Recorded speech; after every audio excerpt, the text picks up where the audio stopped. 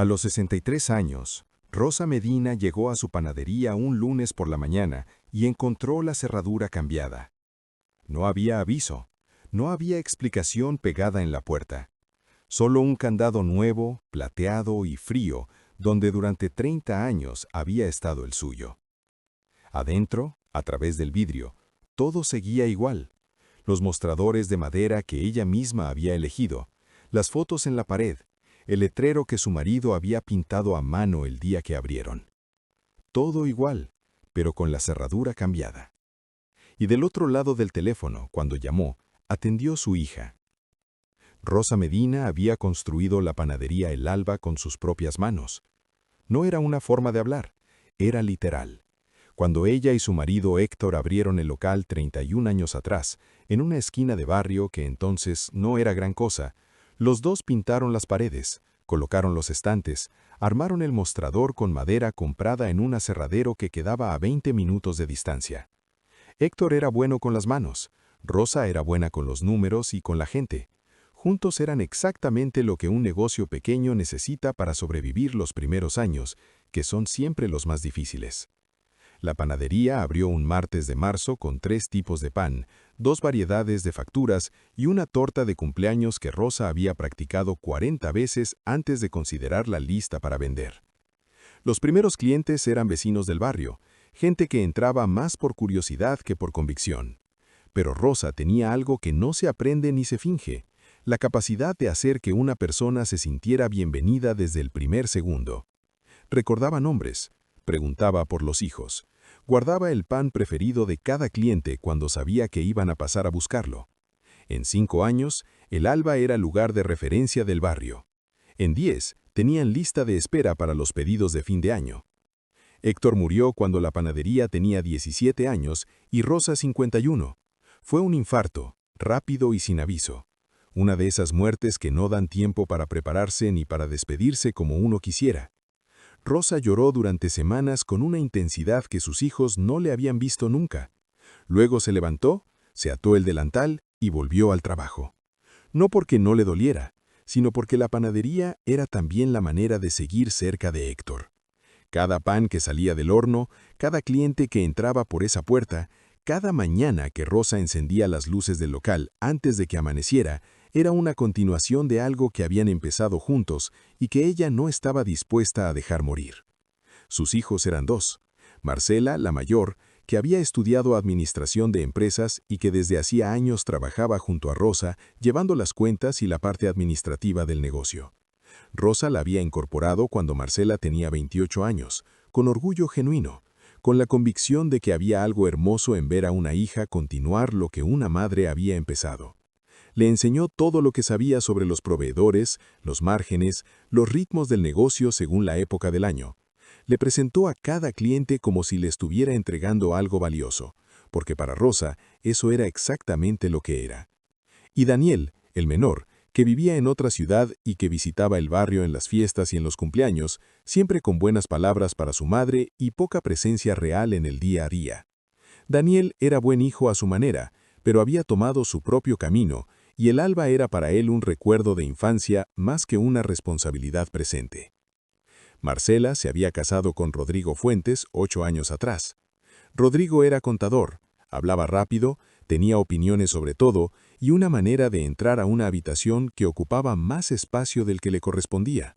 Rosa nunca lo había querido del todo, aunque tampoco podría haber explicado con precisión por qué. Había algo en él que no terminaba de encajar.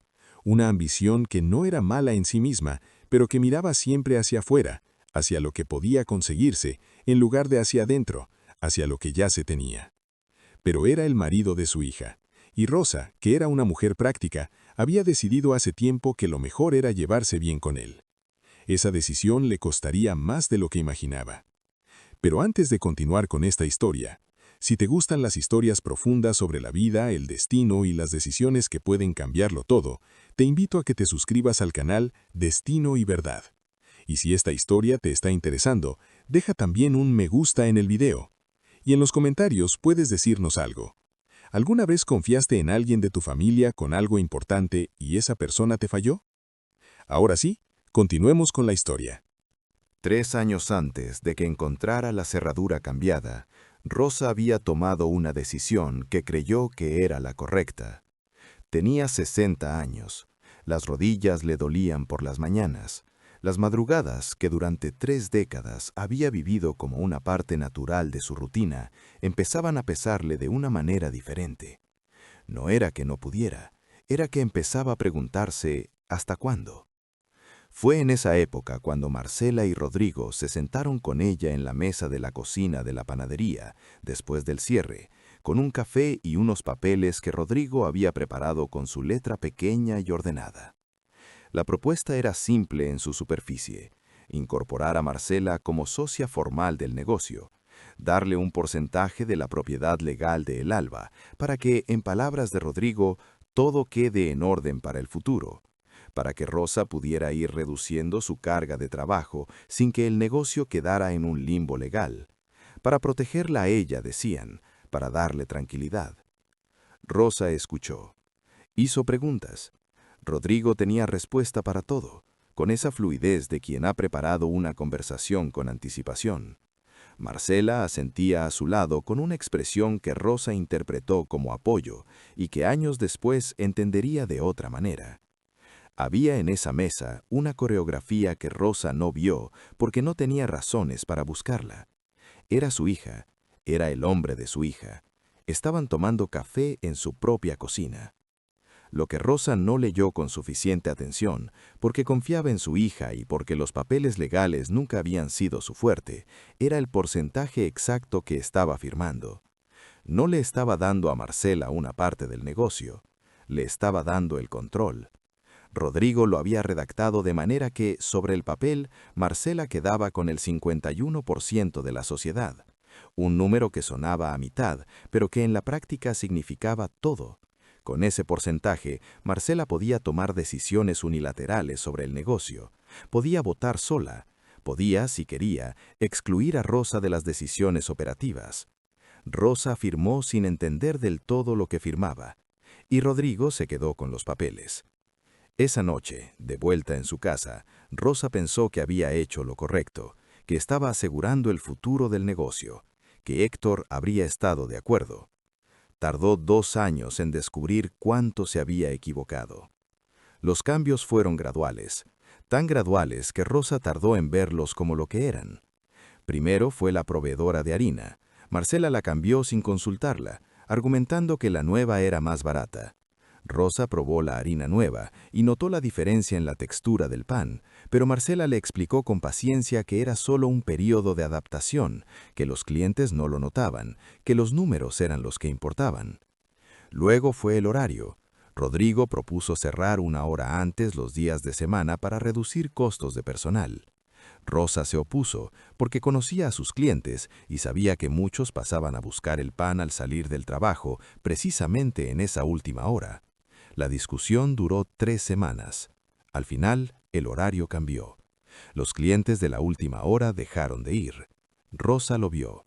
Nadie más pareció importarle. Después vinieron las reuniones a las que Rosa no era convocada, decisiones que se tomaban y que ella se enteraba después como un detalle menor. Una empleada que fue despedida sin que Rosa lo supiera, hasta que la chica la llamó llorando para agradecerle los años de trabajo. Proveedores de toda la vida reemplazados por otros más baratos. La receta del pan de campo, que Rosa había perfeccionado durante 20 años, modificada para acelerar los tiempos de producción.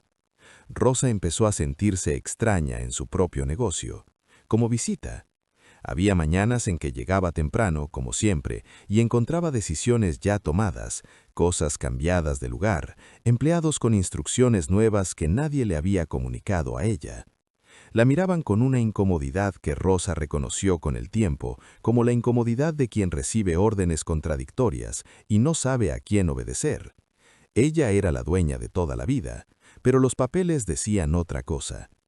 Fue su amiga de toda la vida, Carmen, quien le dijo lo que Rosa no quería ver. «Te están sacando del medio, Rosa. Despacio, pero te están sacando». Rosa le dijo que no, que Marcela era su hija, que había cosas que una madre simplemente no podía creer de un hijo. Carmen la miró con esa tristeza particular de quien sabe que tiene razón, pero preferiría no tenerla. «Los papeles que firmaste», dijo, «¿los leíste bien?» Rosa fue a ver a un abogado. No a uno cualquiera, a un hombre mayor que había conocido a través de Héctor, que llevaba décadas en el barrio y que tenía la reputación de decir siempre la verdad, aunque doliera. Se llamaba Don Ernesto, tenía 70 años y usaba lentes de armazón gruesa que nunca terminaban de quedarle bien. Rosa le llevó los papeles que había firmado 3 años atrás. Don Ernesto los leyó en silencio durante varios minutos. Rosa lo observaba desde el otro lado del escritorio, con las manos en la falda y el estómago cerrado. Cuando el abogado terminó de leer, se quitó los lentes, los dejó sobre el escritorio y miró a Rosa con una expresión que no era lástima, sino algo más parecido al respeto de quien reconoce en el otro una dignidad que merece la verdad directa. «Señora Rosa», dijo, «con esto que firmó, su hija puede pedirle que se vaya del negocio y la ley le daría la razón a ella». El silencio que siguió duró varios segundos. «¿Puede hacer eso?», preguntó Rosa, con una voz que salió más pequeña de lo que pretendía. «Legalmente sí, moralmente es otra conversación». Rosa volvió a su casa caminando, aunque vivía a 20 minutos. Necesitaba el aire, necesitaba el ruido de la calle y la gente pasando, y los árboles del boulevard que había visto crecer durante 30 años, desde que era una mujer joven con un marido y un sueño, y ninguna razón para desconfiar de nadie. Caminó despacio, mirando las veredas, los negocios que abrían, la gente que salía con el café en la mano. Pensó en Héctor. Pensó en lo que él habría dicho si hubiera podido ver esto. Conocía la respuesta. Héctor era un hombre de pocas palabras, pero de ideas claras, y lo que habría dicho no habría sido suave. Esa noche llamó a Marcela. Le preguntó directamente si había sabido, cuando firmaron, lo que significaba ese porcentaje. Marcela tardó demasiado en responder. Ese silencio de 3 o 4 segundos, idéntico al silencio que a veces precede a las mentiras cuando la persona todavía está eligiendo cuál mentira contar, le dijo a Rosa más de lo que cualquier respuesta podría haber dicho. «Mamá, todo lo que hicimos fue para proteger el negocio». ¿Para proteger el negocio o para quedárselo? «No seas injusta». ¿Injusta yo? La voz de Rosa subió por primera vez en esa conversación, con la fuerza de alguien que ha guardado demasiado durante demasiado tiempo. 30 años madrugando, 30 años con las manos en la harina, 30 años sin tomarme unas vacaciones como corresponde, porque ese negocio era mi vida y la de tu padre.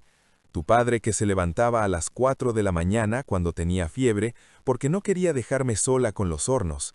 ¿Y me estás hablando de injusticia a mí? Marcela no respondió. Al fondo de la línea, escuchó la voz de Rodrigo diciendo algo en voz baja que no llegó a entender, pero escuchó el tono de alguien que está dirigiendo la conversación desde afuera, que tiene el control incluso cuando no es él quien habla. Y eso fue suficiente para entender todo lo que necesitaba entender. Cortó la llamada. Se quedó sentada en la oscuridad de su cocina durante un largo rato, con el teléfono sobre la mesa y las manos quietas frente a ella. No lloró. Tenía más allá de los 60 años y había llorado cosas mucho más grandes que esta. Había llorado a Héctor. Había llorado noches enteras en los primeros años cuando no sabía si el negocio iba a sobrevivir. Había llorado la primera vez que tuvo que despedir a alguien porque no había otra opción. Esto no lo iba a llorar. Esto lo iba a resolver. Luego encendió la luz, buscó el número de don Ernesto y le mandó un mensaje que decía solo: «Quiero recuperar lo mío. Dígame cómo». Don Ernesto le explicó que el camino no iba a ser rápido ni sencillo. Los papeles que Rosa había firmado eran legalmente válidos, pero había algo que Rodrigo, con toda su precisión de contador, no había considerado. Rosa tenía 30 años de facturas, recibos, contratos con proveedores, registros impositivos, todo a su nombre. Tenía testimonios de empleados. Tenía clientes de toda la vida dispuestos a declarar que ese negocio era de Rosa Medina y de nadie más. Y tenía algo que ningún papel podía reemplazar: la historia completa de cómo se había construido el Alba, desde el primer día, con una coherencia y un detalle que solo alguien que había estado ahí podía tener. Don Ernesto presentó una demanda de nulidad del contrato de sociedad, argumentando que Rosa había firmado sin comprensión plena de las cláusulas y sin asesoramiento legal independiente. Era un argumento que no tenía garantía de éxito, pero que era sólido. Paralelamente, Rosa hizo algo que Rodrigo no esperaba. Habló. Fue a la panadería, se paró en la vereda y habló con cada cliente que entró ese día. Les contó lo que estaba pasando, no con dramatismo ni con lágrimas, con la misma calma directa con la que siempre había hablado con ellos, la misma voz que durante 30 años les había preguntado por los hijos y recordado el nombre del nieto que había nacido en enero. Les dijo que el negocio que habían conocido durante 30 años estaba en riesgo y que necesitaba su apoyo. Los clientes respondieron de una manera que Rodrigo, con todos sus cálculos, no había contemplado. Porque Rodrigo sabía de números, pero no sabía lo que significa para una persona mayor de 60 años el lugar donde compra el pan desde hace 20 años. No sabía el peso de esa continuidad simple y cotidiana que no aparece en ningún balance, pero que es lo que hace que la gente vuelva, semana tras semana, durante décadas. Las redes sociales del barrio se llenaron de mensajes. Personas que recordaban a Héctor, que recordaban sus primeros cumpleaños comprados en el Alba, que recordaban a Rosa guardándoles el pan preferido.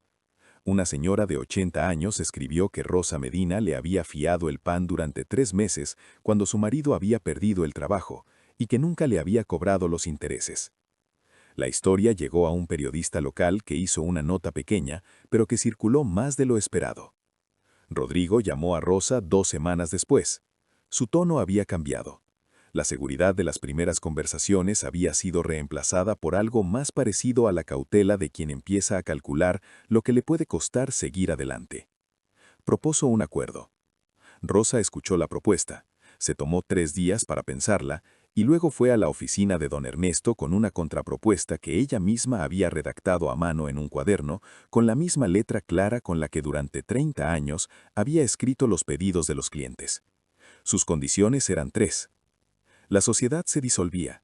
El 100% de El Alba volvía a su nombre, y Marcela y Rodrigo se alejaban del negocio de manera permanente. Rodrigo intentó negociar.